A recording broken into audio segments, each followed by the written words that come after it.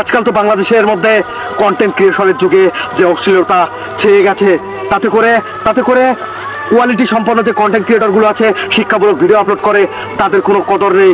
আরে ভালো একটা ভিডিও আপলোড দিলে সেগুলো মানুষ দেখে না। আর কমর দুলিয়ে হেলিয়ে দুলিয়ে উঁচু নিচু পাহাড় দেখিয়ে মানুষ ভাইরাল হয়, আজকাল মিলিয়ন ভিউ কামায়।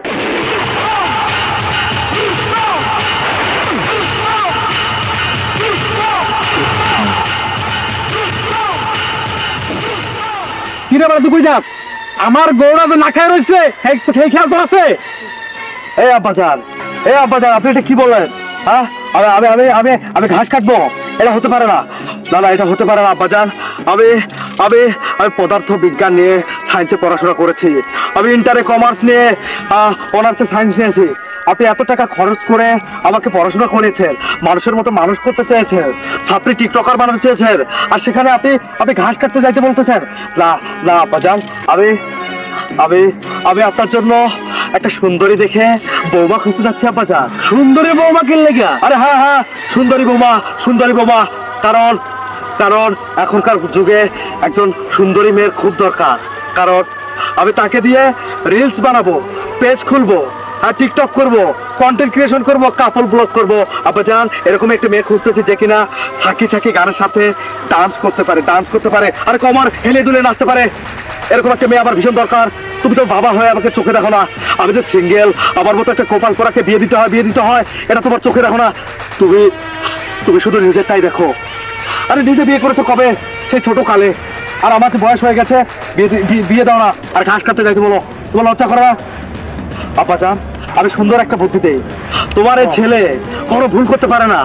আমি ওই সুন্দরী মেয়েটাকে বিয়ে করে এনে তারপর তাকে দিয়ে আমরা টিকটক করবো, কাপল ব্লগ করবো, তাকে দিয়ে লাইভ করাবো, তাকে দিয়ে কমর দুলিয়ে ডান্স করাবো আব্বাজান। আর অনেক ভিউ হবে, নাচবো, গাইবো, সেখান থেকে লক্ষ টাকা আমাদের মাসে আয় হবে। আর সেই টাকা দিয়ে আমরা এই কুড়ে ঘরটা ভেঙে ফেলে আমরা নতুন করে একটা বিল্ডিং দেবো। আরে হ্যাঁ, কষ্টের থেকে এই কথাগুলো বলছি, কারণ আমার একটা ছোট ফেসবুক পেজ আছে, যেখানে কিনা 3 জন ফলোয়ার। একটা হলো আমি, একটা তুমি, আর একটা আমার মা। আর এখন যদি আরেকজনকে নিয়ে আসি, আমার 4টা ফলোয়ার হবে। আরে আমার মাথা নষ্ট, কি যে কষ্ট খুশিতে। আর 4টা ফলোয়ার নিয়ে আমার ভিডিওতে ভিউ হয় না, কেউ দেখে না আমার ভিডিও। আজকাল তো বাংলাদেশের মধ্যে কন্টেন্ট ক্রিয়েশনের যুগে যে অশ্লীলতা ছেয়ে গেছে, তাতে করে কোয়ালিটি সম্পন্ন যে কন্টেন্ট ক্রিয়েটর গুলো আছে, শিক্ষামূলক ভিডিও আপলোড করে, তাদের কোনো কদর নেই। আরে ভালো একটা ভিডিও আপলোড দিলে সেগুলো মানুষ দেখে না। আর কমর দুলিয়ে হেলিয়ে দুলিয়ে উঁচু নিচু পাহাড় দেখিয়ে মানুষ ভাইরাল হয়, আজকাল মিলিয়ন ভিউ কামায়। আমিও তোমার বৌমাকে সবার সামনে তুলে ধরবো, সবার খাবারের তালিকার মেনু বানাবো, সবাই দেখবে আর মজা নেবে, লাইক করবে, সাবস্ক্রাইব করবে।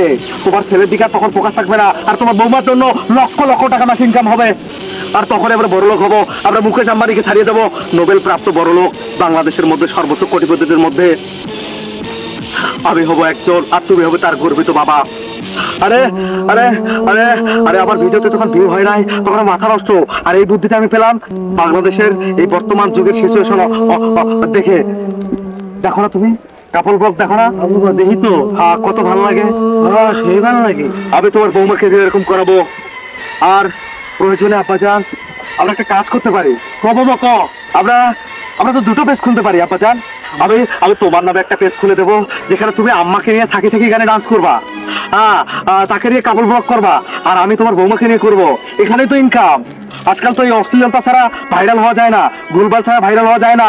আর তুমি যখনই ভুলভাল কিছু করবা, উল্টাপাল্টা কিছু করবা, হাইপারের মতো কিছু করবা, তখনই তো ভাইরাল হতে পারবা। এই বাংলাদেশের মানুষ তোমাকে চিনবে, তার আগে চিনবে না। তুমি ভালো কিছু দাও, তুমি সুন্দর করে গুছিয়ে কথা বলো, মোটিভেশনাল কথা বলো, মানুষকে জ্ঞান দাও, এটা করো ওটা করো, ভালো হবে।